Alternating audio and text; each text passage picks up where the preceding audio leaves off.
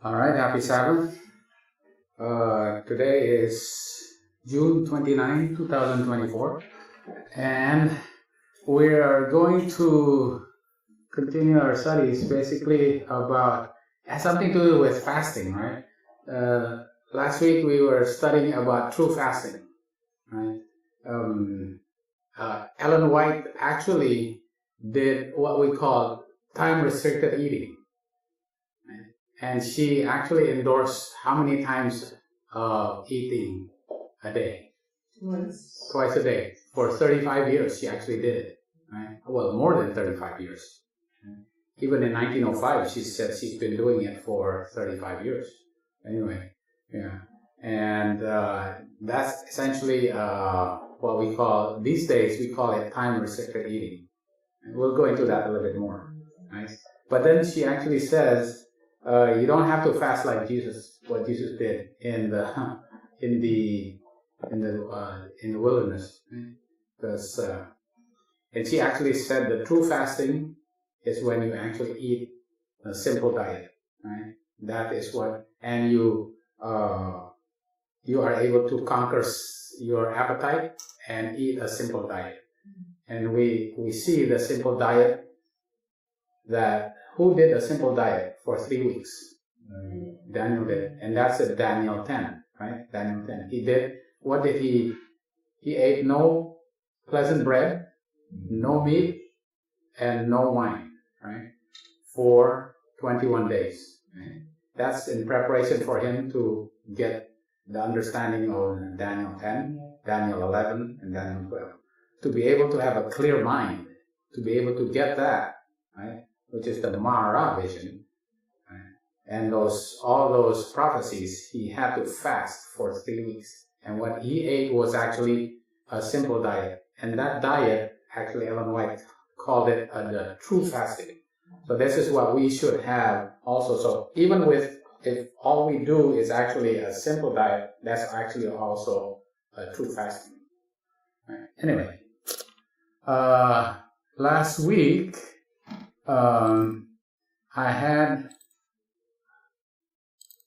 I was showing here the beneficial effects of early time-restricted feeding on metabolic diseases and the importance of aligning food habits with the circadian clock. All right, our body's metabolism is running on a circadian clock for the whole day. It's a circadian clock. Right? And we have to time our eating based on a circadian clock. We should be eating when our body is in a low metabolism state. Because what happens to the calories? If it's a low metabolism state, what happens to the calories that we are, digesting? It actually is stored as fat. It's not being used up. But when our metabolism is high, and when we're ingesting calories, what happens? It'll be used up as energy, right? So we won't have to store it as fat. Okay, store it as fat. So the catabolic is when we're breaking down our calories and using it for energy. The anabolic is when the calories is being used up and is being stored in our body. Okay, this gets to be a problem with people who work the late shift. I know, Faye, you did. That's a long time, and that's actually not good because it does not synchronize with your circadian rhythm, right? So this is what I did. I did this. Your day is divided into 2 parts. The anabolic state, half days, right? It's 24 hours, from 10 o'clock to 10 at night, right, until 10 in the morning, right? This is the anabolic state. This is when your metabolism becomes low, right? This is when your metabolism ramps up. This is the daytime, right, and the nighttime. So this is a 24-hour clock, right? That's a 24-hour clock. And we know there's the most important hormone is in the nighttime is melatonin, right? It's melatonin. I put it right there. Hopefully you can see that, melatonin. And in the daytime, adiponectin, right? This is to use up all your calories, and to use it up and burn it, right? This is, melatonin is for you to sleep, right? To sleep, and then your metabolism goes down. But then there's also these, and these go in circles according to a clock, your circadian rhythm, and there's cortisol. Cortisol prepares you, cortisol prepares you for your breakfast, right? So when you wake up, your cortisol is actually prepares you for your breakfast. And then here, your insulin here. Your insulin also rises, even to prepare you for that insulin to be used up still, right? For your dinner here, right? So when the insulin is used up, and then now your dinner should be around at this time anyway, right? And then there's the other hormones, FGF21, but here's another hormone called leptin. We kind of did this last week. Leptin is one that actually keeps you from being hungry. So this is the time, you have to use this time that you have to eat, because even afterwards you will not feel hungry because of leptin, right? But there's other hormones called ghrelins. This is kind of makes you want to eat, okay? So this is the circadian rhythm of your hormones for your metabolism. Metabolism goes down, and the metabolism goes up, right? So, all right. So people usually eat right here, okay? And then they eat again here, and then they eat again here. The problem is that they don't eat very much here, but then they ate a big dinner here. The problem is when you eat a big dinner here, what happens? Your calories get stored as fat. Right? So when your calories get stored as fat, your cholesterol goes up, you get more obese, you gain weight, you'll go high blood pressure, all that. You got better. Your waist circumference gets bigger. All right, and then you don't eat much here, so you feel weak. You don't eat much here when your metabolism. You need all for metabolism here. That gets to be a problem. So what you need to do is you have to eat a big breakfast and eat a very small dinner. But then your dinner is too late. You got to move it up, right? You got to move it up. The problem is those people who actually work late or always in jet lag. They're eating at a very long. When you work night, you eat in the nighttime, right? So you tend to gain more weight. You tend to have bad cholesterol. You have to, your blood pressure goes up and all that because you're eating at the wrong time. You're going against your your eating is not synchronized with your circadian rhythm of your metabolism, right? All right. So this is what happens, right? We did this, right? If your feeding habit is misaligned, your weight goes up, your fat mass, food consumption, you eat more, the blood pressure, everything is bad for you because the circadian is wrong. But if your circadian rhythm is in sync with your eating, you have more weight loss. Your metabolism measures get better. Your diabetes gets more control, right? Your blood pressure goes down, right? So the best thing to do, and if we want to see it and we combine it with what Ellen White says, we should actually be eating twice a day. Now, he said it's not a test, because for some people it does not work, right? But for a lot of people, it will work. If you eat a big breakfast around 8 o'clock in the morning, right?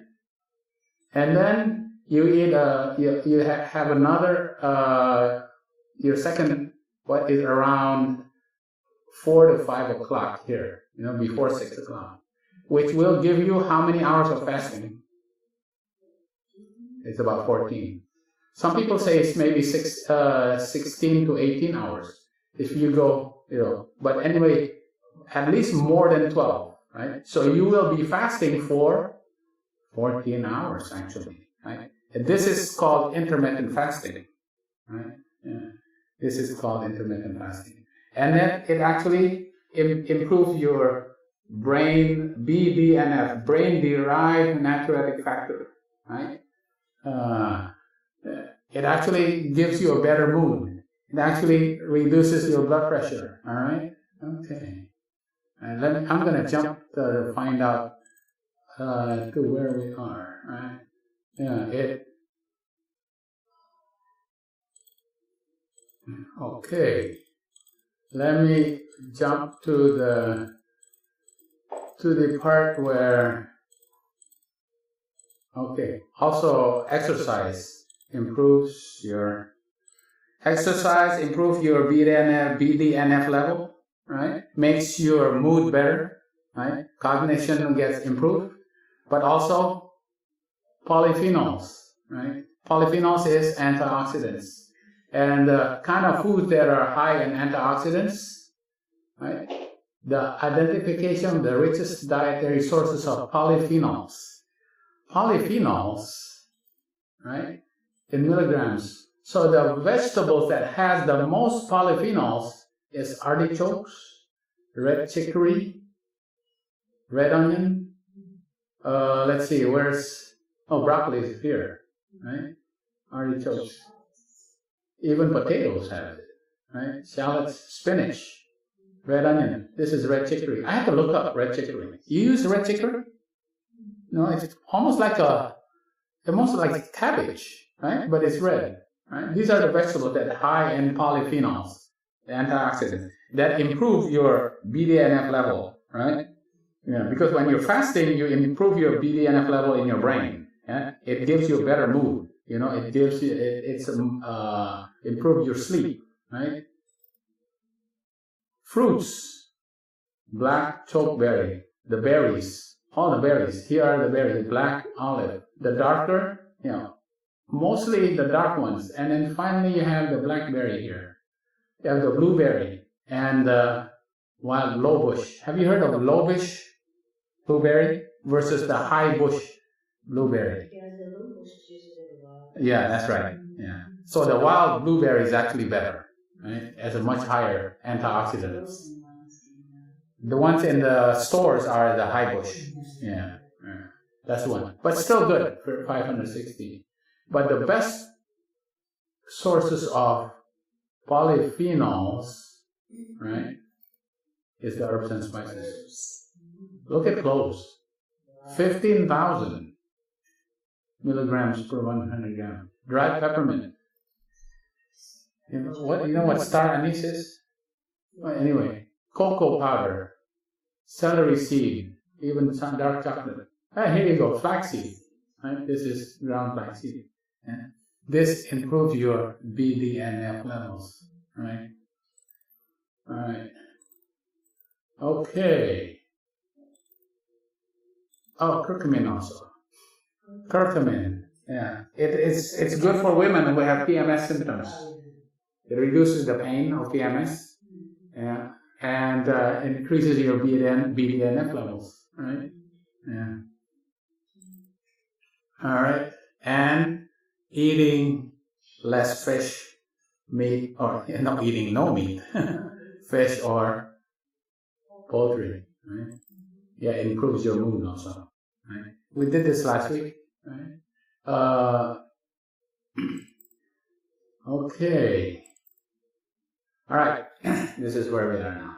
I should have jumped right here. 39. Okay. Now this is the time restriction. Right? Early time restriction feeding improves insulin sensitivity, blood pressure, and oxidative stress. Right? So this is the usual clock. This is the awake and the sleep. This is the 24-hour clock. Right? You sleep around 10 o'clock, wake up around 6 o'clock. Right? This is what people usually do. They eat, right? 3 times a day. Right? Well, they use it as a control. A third of the calories and a third of calories at 7 o'clock and then 7 o'clock at night. So you have 12 hours until the next meal. right? This is the control.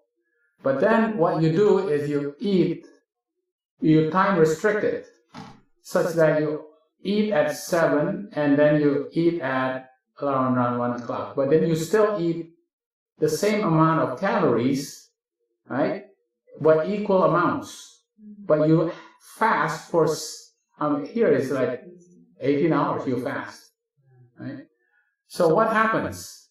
What is the result? The same amount of calories, the same amount of, the same distribution of the calories, 33, 33, and 33. But you time restrict it, okay? What happens? Your insulin level goes down. Yeah? Your insulin resistance goes down. It helps your diabetes, right? Insulin resistance is the cause for diabetes. And this is done for how many days? Oh, 5 weeks. In 5 weeks. Now look at what happens to your blood pressure. Your blood pressure, systolic goes down by 11 and diastolic goes down by 10. So these people average started with 123/82 and at the end of the 5 weeks they were down to 112/72. The same food. They didn't change their food. It's the time when they eat it. This is amazing. Look at how significant this is. Down from 123 down to 112, 182 down to 182 to 72. This is very significant, right? The amazing thing is, it's the same food, right? But you time restrict it such that you're actually fasting for 18 hours. Right? Your blood pressure goes down this much. Your insulin resistance goes down. You improve. Let me get this. I have to get my volume better here. Okay, I think the volume is better now. All right. Okay. All right. So they said this is their conclusion. They actually do it for your 8 a.m. and then you eat again at 2 p.m. You're fasting for this long. The same number of calories, the same, right? The same type of foods, right? Insulin goes down, insulin sensitivity, your appetite in the evening goes down, oxidative stress, your blood pressure goes down, but your triglycerides don't really go down. The thing about it is, they still did not eat a bigger breakfast and a small dinner. And the other thing, their food was the same food. They did not eat, healthful plant-based diet.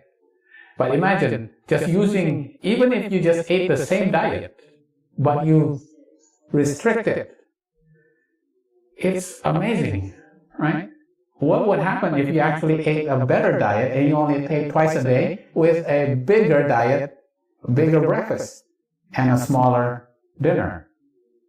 Right? You could even have better numbers, right? Yeah. Okay. So let's compare this, right? Remember about flaxseed? Flaxseed, right? Reduces your blood pressure. Look at that, 15 and 7. Let's compare it with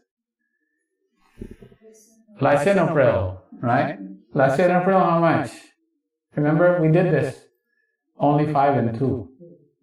What about the most common, amlodipine? 8 and 3. Flaxseed is better, right? Yeah, and there's really not much side effects other than maybe bloating if you eat too much or you're not used to it. But this one has a lot of side effects, right? And a lot of people aren't compliant with it, right? Okay. Now we have this, and now let's add another one that we just learned. Early time restricted feeding, right? You go down 11 and 10. So, what's my point of this? What if you early time restricted, right? You fast for 18 hours a day, or, between 14 to 18 hours a day. You only eat twice, and you eat a big breakfast and a small amount, dinner at 2 o'clock or something like that, and you eat flax seeds. Wow. What do you think? What do you need medication for? Look at this. It's we're just learning things every day. Add these things up, you're gonna be, your diabetes is gonna be much more controlled. Your blood pressure is gonna be significantly more controlled. Yeah. And then you add, there you go. And then you add exercise to that. Amazing, right? Yeah. All right. Yeah, with that, I'm going to go to, right? With that, I'm going to go to the Daniel diet, right? That was just an introduction, I guess.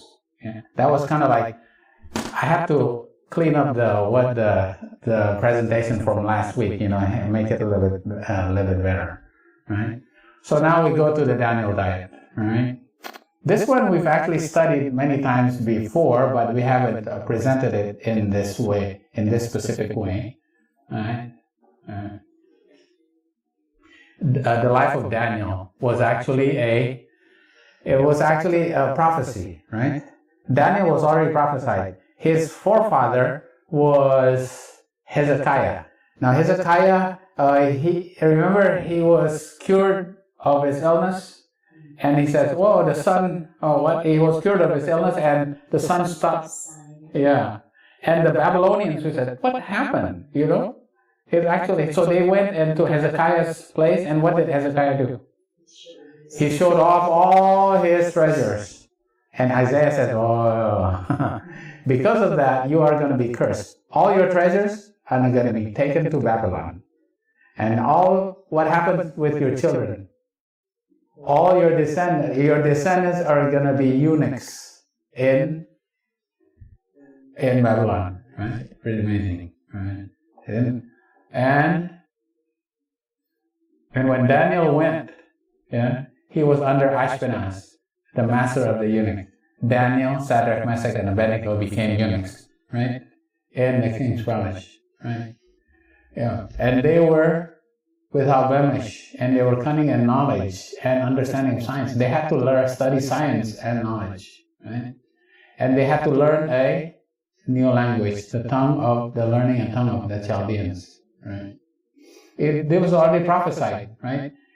Because you have not walked in the commandments of God, the wild beasts will rob you of your children, right? Your children. And the wild beasts are actually a symbol of the armies of Babylon, right? That rob them of their children. Right? The prophet Daniel was a man of royal birth, right? He was a descendant of Hezekiah and noble heritage. Not many mighty, not many noble are called, yet we know that the Lord has chosen men from the highest ranks. God will use all types of people, right? He will use fishermen, but he will also use men of high nobility, right? Isaiah and Daniel were all royal birth, right? All right, so they were appointed the king's meat and of wine, and they had to do it for how many years? 3 years, and after that they were to be tested, and they also had a change of name, right? Right. Daniel, Hananiah, Mishael, and Azariah became Belteshazzar, Sadrach, Mesach, and Abednego. Right? They had a change in their names, right? And they were to be tested after 3 years of eating, but Daniel purposed in his heart, right? Yeah. And there was a fear. When you read these verses, there was somebody who feared. And who was it that feared? It was the king of the eunuchs, right?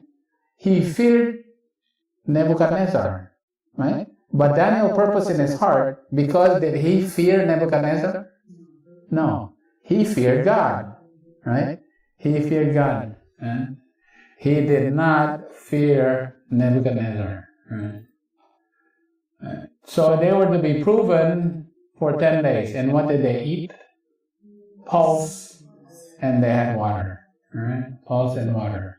So the 10 days is the beginning of the 3 years. They were tested for 10 days to see whether they would actually do any better. And then after that, 3 years they were to be tested by the king, right? So Ashpenaz had to test them for 10 days first of pulse and water. Okay, and he looked upon them, right?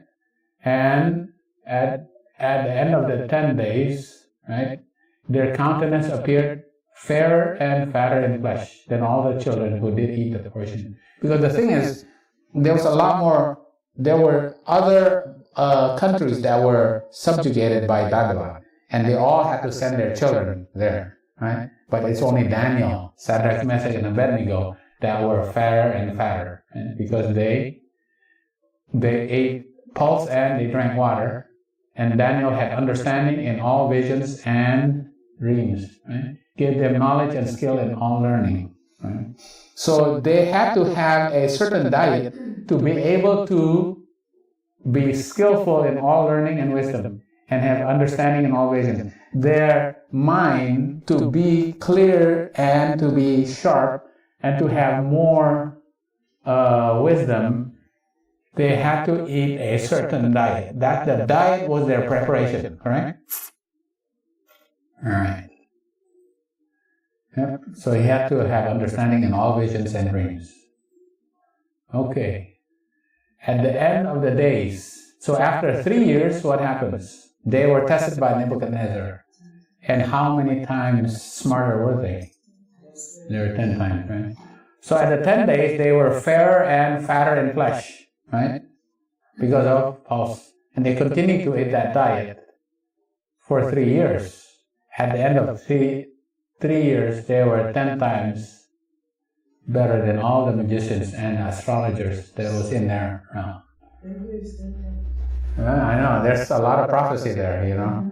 There's a lot of prophecy, right? So they were like the wise, and all the others were the foolish, right? Yeah, right. Yeah, these are the, yeah, right. Mm-hmm. Okay. All right. Daniel was how old when he went there? He was only 18. So he was 21 when he was tested, right? Yeah. He was only 21. He was young, right, when he went there. And the reason why he was able to do that was not only because, you know, he understood what God wanted for them, but it was because of, and Ellen White specifically said it, it was because his mother taught them. And his mother knew that we are going to have to go to Babylon, right? Because the mother also knew the prophecies, right? The prophecies of Nehemiah that said, we are going to have to suffer 7 times. We have to go 70 years in Babylon. And because of that, their mother prepared them to go to Babylon, right? All right. Okay. But he that shall endure unto the end, the same shall be saved. And this gospel of the kingdom shall be preached in all the world for a witness unto all nations. Right? And then the gospel, and then the fame of Daniel, Sadrach, Mesach, and Abednego was preached unto the whole realm of Babylon. And this was going to have to happen to us because the gospel is also going to be preached. So what gospel is it that is going to be preached? The gospel of the kingdom shall be preached as a witness. Revelation 14 verse 6. And I saw another angel flying in the midst of heaven, having the everlasting gospel. That everlasting gospel is the 3 angels' message. that has to be preached throughout all the world as a witness. So those who are going to preach the three angels' message have to live the three angels' message in them. And the three angels' message is, fear God, give glory, for the hour of judgment is come. Worship Him. Did Daniel, Sadrach, Mesach, and Abednego fear God? Yes, they feared God. They did not fear the king because they feared God. Did they give glory to God? Yes. Yeah. Know you not that you are the house, the temple of God, the Holy Ghost, right? Which is in you, right? And how do you glorify God? Whatever you eat or drink, yeah. You glorify God by what you eat and drink, right? So they feared God and gave glory for the hour of judgment because they had to be tested, right? They were tested at 10 days. They were tested at 3 years, right? And worship Him, right? And the second angel's message is, Babylon is fallen, is fallen. And the third angel's message, worship the beast and his image, receive the mark of his name, keep the commandments, and have the faith of Jesus. This is Daniel 1, right? This is Daniel 2. Because in Daniel 2, what happened? After Daniel was able to understand all visions and dreams, he was given the meaning of the dream of Nebuchadnezzar. And he basically said that Babylon is going to be fall. And it's going to be replaced by Medo-Persia. And it's going to be replaced by Greece. And it's going to be replaced by Rome.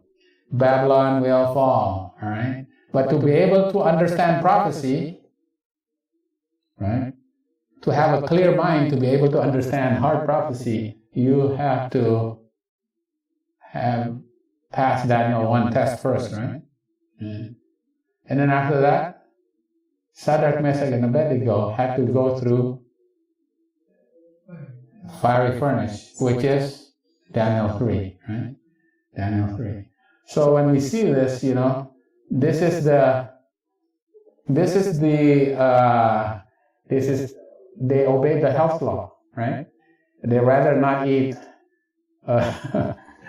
flesh, but they want to eat manna, right? And the golden pot of manna, all right? And this is when they keep the 10 Commandments and not bow down to the golden calf, right? And this is when you have to have, right? This is the faith of Jesus, right? They have to have the faith of Jesus.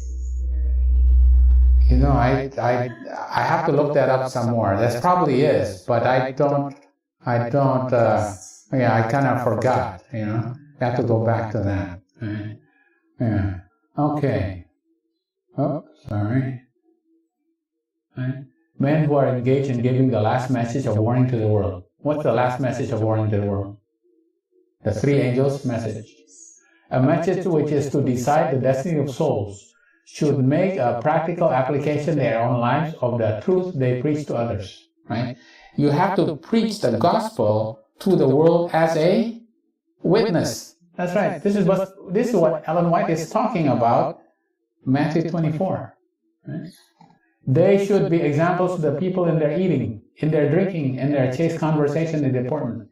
Gluttony, indulgence, and of the baser passions and grievous sins are hidden under the garb of sanctity by many professed representatives of Christ throughout our world. They are men of excellent natural ability whose labor does not accomplish half what it might if they were temperate in all things.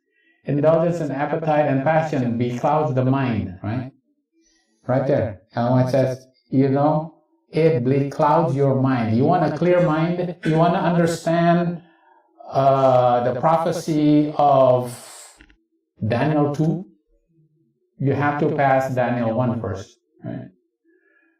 lessens the physical strength and weakens the moral power. You want to be able to stand during the time of the fiery furnace.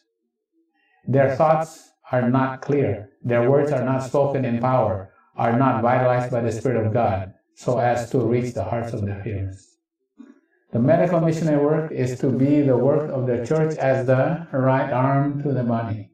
The third angel goes forth proclaiming the commandments of God and the faith of Jesus. Right? And the moral law, the health law, and the faith of Jesus. That's in the most holy place. Right? The medical missionary work is the gospel in practice. All lines of work are to be harmoniously blended in giving the invitation. Come, for all things are now ready. So now, right? They refused the king's meat. Oh, I have that. And the wine. Right? And what instead what did they choose? Pulse. And what is pulse? Yeah. No, this is pulse. All right? This is the pulse. Pulse is actually the seeds in it. Right? What's the difference between pulse and beans? This is beans. Yeah. So the pulse within the pods, right, is a bean. This is a bean, right? String bean. What is this? Is this string bean? Yes. Yeah, right? Right. This is the sweet pea, right? This is a bean. This is a pulse. So one of this is a pulse. Each one of these is pulse, right? This is a pulse bean. What's the difference with that with the legume? Legume is the whole plant. Right? Legume is the whole plant. Right? Legume is the whole plant. So now you know the difference between pulse, beans, and legumes. Right? Right. Yeah, I should have the water there. Okay? Yeah. Sorry. Good thing you told me. I'll have to put it for the next presentation when I give it there. All right? I have to have the water. Oh, there you go. There's the water. I did have the water. Okay. And it has to be? Instead of wine. Instead of wine. Juice. Oh, wow. Yeah.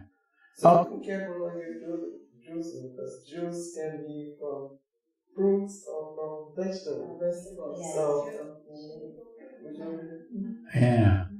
Okay.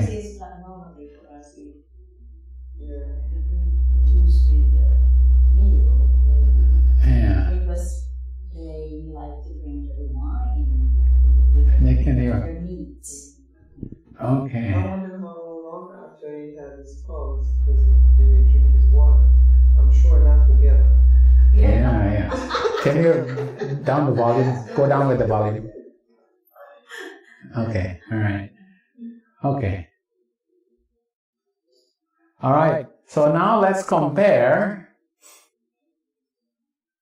lentils, which is a pulse, right? Lentil is a pulse, right? With brown rice, okay? With 4 large eggs, right? I try to make it the same amount of calories here. Well, except for, this is not the same amount of calories, but it's a grilled steak. It's about 200 grams, right? Oh, this is 198 grams. This is 200 grams, 220, right? What's the biggest difference here? Look at the calories. This is 614 calories. Right? And there's no carbs in here. And large eggs also only 2 grams. But look at the carbs in, brown rice and lentils, right? A lot of carbs. High carb, right? Right. What about fiber? 0. No fiber here. Right? This is 3. Look at lentils. Just, wow, fiber. A lot of fiber, right? Compared to, even this is brown rice, right? Even less if you eat white rice, right? You have a lot less fiber. What about protein? Yeah, lentils compared to brown rice, 17.9, right? 4 large eggs, 28 grams. Grilled steak, protein, all right? We can go in a lot more into protein, but anyway, lentils still has pretty good amount of protein. And fat, this is where, right? This is 20 grams, this is 41 grams, right? What about cholesterol? None. This is the shocker. Look at this, 744 grams in 4 large eggs compared to steak, right? And then these are the iron, the vitamins, right? Minerals too, huh? In eggs and steak. Yeah, there's minerals, obviously, yeah. But the eggs come from the minerals also come. There's also, because it's needed for the development of that chicken, right? There's also the biggest difference is the cholesterol and the fat, right? And the lack of fiber. This is the lack of fiber. Yeah. All right. So, yeah, if your breakfast included fried rice, it's still bad, compared to just lentils. Lentils just beats everything, really. If you want, that lentils is very much more nutritious, right? And what about gluten? There's none in lentils. There's none in brown rice either. Right? Okay. Right. The problem is fried rice it's really not much in fiber, but you have a lot of calories in it, right? Yeah. Okay. So what happens when you time a postprandial, if you check how much inflammatory response after you eat a high-fat meal, right?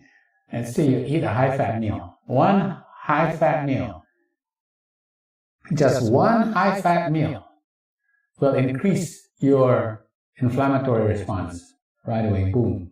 It goes up. IL-6, right? One high-fat meal, right? IL-6 consistently increase, right? IL-6 is the inflammatory marker, right? It increases right after just one high-fat meal, inflammatory markers. And that's what gives you the problem. And the problem is if you continue eating it all the time, your inflammatory markers will consistently be elevated. So now they compare the inflammatory markers and the amount of endotoxins. Right? What is endotoxin? Endotoxin is the product of dead bacteria that causes sepsis, right? It actually causes sepsis, right? All right. Okay, now they compare, this is the graph here, but I'm going to use this here. They get just glucose and in glucose water. You just drink glucose water, and then you drink water, and then you drink orange juice, and then you eat some cream, right? And this is what happens when you just drink water, right? The amount of inflammatory markers. Okay, this is the amount of endotoxin from bacteria. Okay, if you just drink water, it's flat. There's no rise in your inflammation. Right? There's no rise in your endotoxin because there's no bacteria, right? There's no dead bacteria in water, right? What if you drink orange juice, right? Inflammatory markers. Here, you can still notice the rise in inflammatory markers. Why is this? Because glucose, remember when glucose is used by the cell, it causes a rise in your, not your insulin. It actually causes a rise in your inflammation, right? But then it becomes neutralized because of what? The anti-inflammatories, right? So then it goes down, right? So right away, glucose, when it's used up, it causes a rise, but then it's neutralized. And it is antioxidant. Yeah, the antioxidants. Yeah, right. The glucose by itself will cause a rise, which will cause inflammation. But your antioxidants, which is the vitamin C and all that, actually neutralizes it. Right? There are other anti-inflammatory levels that are not increased. Obviously, you don't have dead bacteria in orange juice, right? Right. What if you? Now this is no, this orange juice cream. All right. Okay, this is. Let me see. Orange juice cream. Oh, this is plain glucose. If you just drink water and glucose, right? Boom, it rises because the glucose, right? And the glucose also, there's no antioxidants. There's no antioxidants in just plain glucose, right? It goes up, right? Now, what if you ate cream? All your antioxidants go up, but not only that, the endotoxin that is in the cream, right? The dead bacteria releases an endotoxin, right? Dead bacteria, this is what actually causes sepsis, right? So your endotoxin level goes up, right? Your inflammatory levels, to know what actually is good for you, it's nice to know what you're actually eating, so that you are eating things that are high in pro-oxidants and low in the inflammatory things that cause your bodies to be inflamed. Right? Legumes is the most important dietary predictor of survival in older people of different ethnicities. Yeah? They found that the higher legume intake is the most protective dietary predictor of survival among the elderly, regardless of their ethnicities. Right? The more the legumes they eat, the longer they live, right? Yeah, that's why people who eat a lot more beans also eat longer. This is in Japan, also in Indonesia. Look at this. In Sweden, Australia, right? More legumes, the longer you live, right? What happens if people? A bean-free diet increases the risk of all-cause mortality, all-cause death by any cause. If you don't eat beans, higher risk of dying, right? All right. Bean-free diet increased hazard ratio of all-cause mortality among women, right? Yeah. Okay. So what about which beans are the best? It says banana. Yeah, for some reason they found it in men. Yeah. What about which one has the best amount, the best activity of antioxidants in all the common legumes? Pinto, cowpea, lima bean, lentil, chickpea, red bean, kidney bean, baby, navy bung bean. All right, which one? All right. Navy bean is I opened this up just to show you what the color is. Navy bean is right down here. It's actually not very high. All right. Baby lima bean is next. The yellow one there. All right.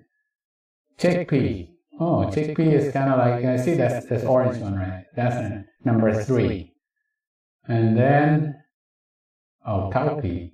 Cowpea is, here, this is cowpea, sorry. This is chickpea, this is cowpea. All right. And then mung bean. Mung bean is this one right here. Right. And then small red bean. Right. And then the red kidney bean, the black bean, lentil, pinto bean, and the highest antioxidant level of all these legumes is lentils. Wow. Yeah. Lentils. is cheap. Right, yeah. Okay. The second is actually this black one. I forgot which one. Black bean, yeah, black bean. All right. Now the antioxidant food table. The total antioxidant content of, remember, 3,100 beverages spices, and they kind of compared the amount. This is just the amount, not the activity. The activity is actually, they found is that, so not all, because when you cook it or certain ways of preparing it will reduce the activity, but the amount is another different thing, right? The pinto bean actually has a lot more than the lentils, but lentils, even the amount is high, right? And the pinto bean, so pinto beans are pretty good, right? Lentils obviously remains up there, right? Lentils is very good, right? And that's why we're talking about pulse here, right? Yeah. All right. Here. So, what if you do a test and you give somebody a high-fat diet and you give it for 5 days of high-fat, low-carb? What's a high-fat, low-carb diet? A keto diet, right? High-fat, low-carb for 5 days, all right? What happens? 44%. Right away, your plasma free fatty acids goes up. Your cardiac index goes down 9%, right? And your cognitive function, you have impaired attention, speed, and mood. Just by 5 days of high-fat, low-carb diet. It affects your heart. It affects obviously your, your fats in your circulation, and it affects your mood, attention, and the speed of your mind. And according to epidemiologic studies, right, cognitive defects after chronic injection of high-fat diet. And prospective studies shows that a high-fat diet is a risk factor for developing Alzheimer's. This is epidemiologic studies, right? Right? Epidemiologic studies is like, right, doing a study of like this. It is you do a study and they found that, in households that have, ashtrays, there's a higher rate of lung cancer. So they say there's a correlation between having ashtrays and having lung cancer. But is that correlation causation? Does having ashtrays cause you to have lung cancer? No, but it's correlated, right? This is what epidemiology. There is a relationship, but it does not necessarily mean causation, right? Yeah. So people want to know what's the cause. Obviously, it's the cigarettes. It's not the ashtrays that cause cancer. Okay. Anyway, they found out there's a relationship between, all right, between cognitive defect and high-fat diet, and then also with Alzheimer's, right? And they show it right here. Okay, I'm just gonna, with high-fat diet, compared to the standard diet, in 5 days, this is right, 5 days, right? The power of your attention is slower, right? And your speed of memory is slower, right, with a high-fat diet. And then your rapid visual information is slower, right? Your contentness and alertness, right, becomes lower, right, in 5 days, right? Yeah. And, if you think that Daniel was tested for 10 days, if you think that is actually a miracle, that actually is not a miracle. It's actually a true thing. Because in 5 days, you can actually test that, you become, your mind is clearer, right? And you can test what happens after you eat a high-fat diet. Because obviously having meat compared to having pulse, is a high-fat diet versus a low-fat diet. Okay, what's another thing? It's not just fat, but there's a thing called advanced glycation end products, right? Glycation, advanced AGE, right, is created because of the non-enzymatic reaction between sugars, free amino acids in protein, lipids, and nucleic acid. It's called the Maillard or the Browning reaction. In the modern diet, it's because of the heat process, right? Causing the heat process of modern foods that causes AGEs. And it increases your oxidative stress and inflammation and causes increase in diabetes and cardiovascular disease. And what kind of foods causes production of foods that are heated and causes AGEs? Animal-derived foods are high in fat and protein and generally AGE-rich and prone to new AGE formation during cooking, right? In contrast, carbohydrate-rich foods such as vegetables, fruits, and whole grains and milk containing relatively few AGEs. So what happens? You heat up these foods, right? And it causes AGEs. And AGEs is increased oxidative stress, inflammation, more diabetes, and cardiovascular disease as compared to this type of food. Milk is, it's an outlier there. But anyway, the thing about it, milk does not have the muscle and as much fat, right? And that's why. But we are still going to avoid milk. But the main point is that vegetables, fruits, and whole grains have much lower AGEs, advanced glycation end products. All right. Right, and then you don't cook as much. Right. Okay, and oral glycotoxins, right, can cause increased dementia. Right? It's mice and humans. All right. So they did a mini mental status exam. They see how depressed you are, and then they check how much glycotoxins. And this is glycotoxins, and this is your minute. The higher your glycotoxins, right, your AGEs. The higher your AGEs, the lower your mini mental status. The higher it goes down. You're more depressed when you eat. You have more glycotoxins in your body, right? And what happens? Your insulin resistance goes up. The more your AGEs goes up, right? Okay. All right, here's another one. You play video games, right? Kids play video games, right? So high saturated fat meal and endotoxin impact post-meal attention in randomized control crossover. So they have these kids, right? They have these kids eating one meal high in saturated fat, right? And then they measure how many misses they get when they play a video game.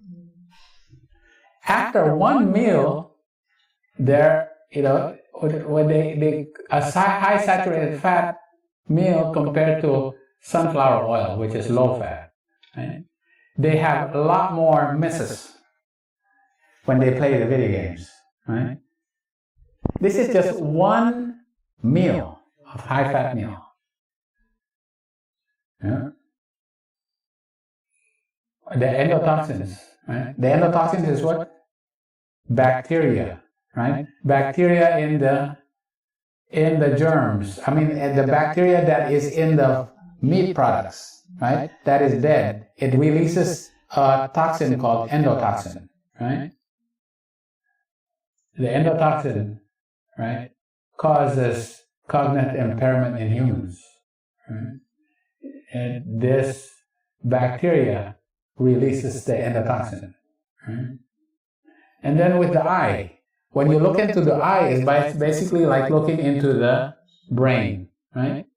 And the cognitive function is related to the amount of pigment, right? And the concentration of carotenoids in the eye. They can look in the back of the eye, right? And they see those people they have lutein and zeaxanthin. Lutein and zeaxanthin is present in high concentrations in the area of the brain, right? If you have macular degeneration, then you will, it is noted that they will actually have less lutein and zeaxanthin, right? Lutein and zeaxanthin, right? And lutein and zeaxanthin is increased in certain type of foods.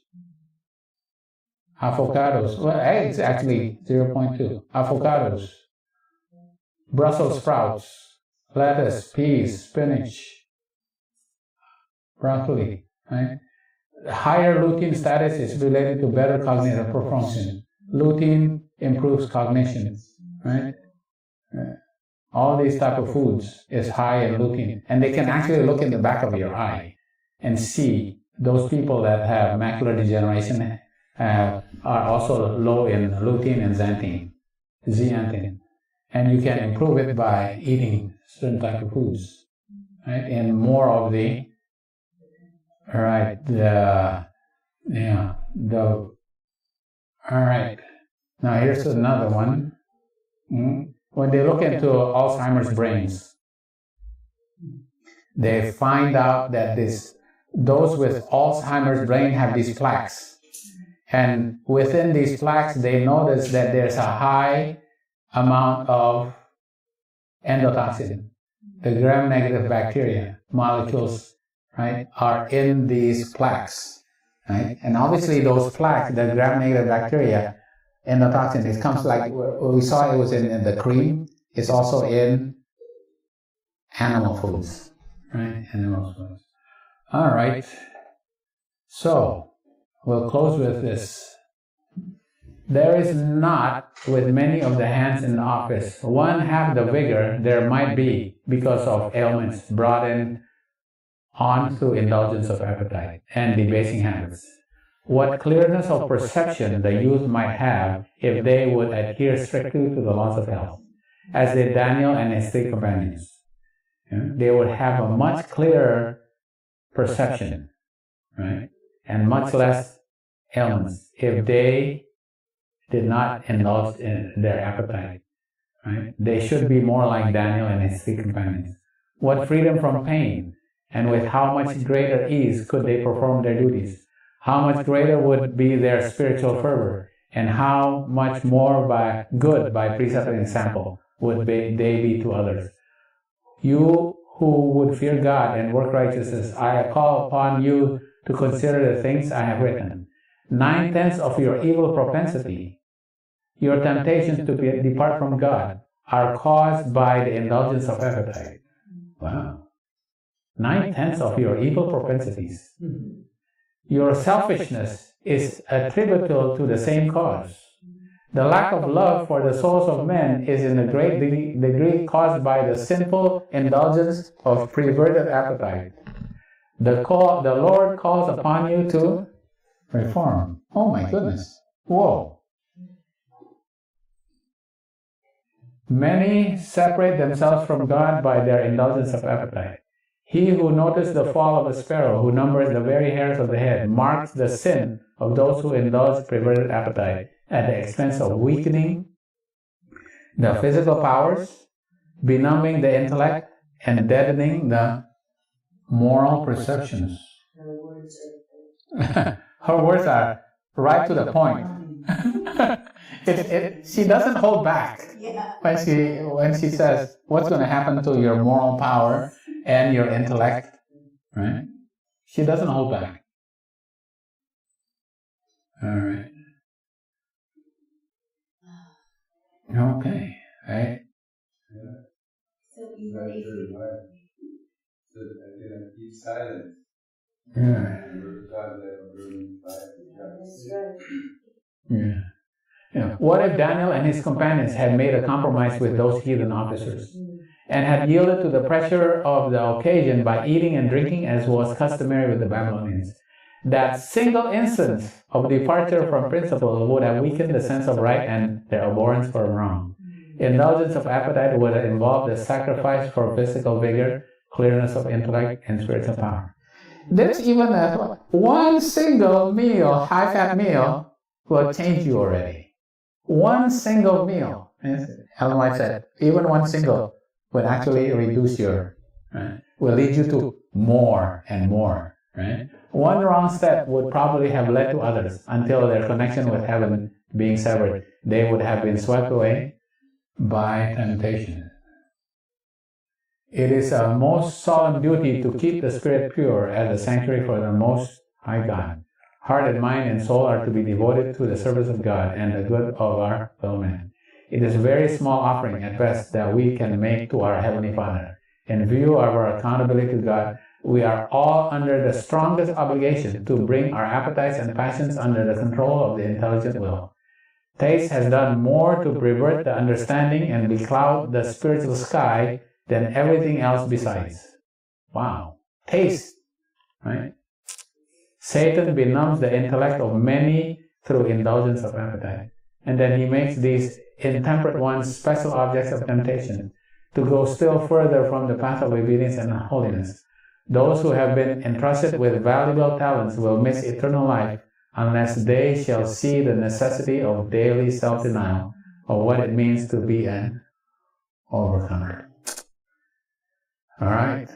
So that's our study for today. Yeah, there's a lot of and that's why pulse. We've shown it by science and also by spirit of prophecy. Why the diet of Daniel is so important, because it's within 10 days, Ashpenaz could tell that they're physically better, right? And then they were tested, and their mind is 10 times better after 3 years, right?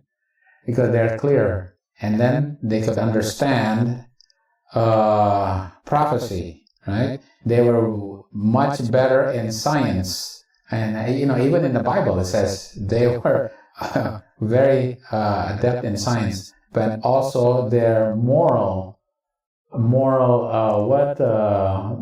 strength was tested in Daniel 3, right?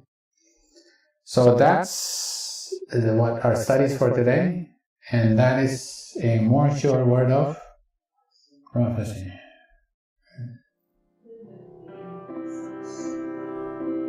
Yeah. The germs, yeah. But endotoxin is, you can still have it.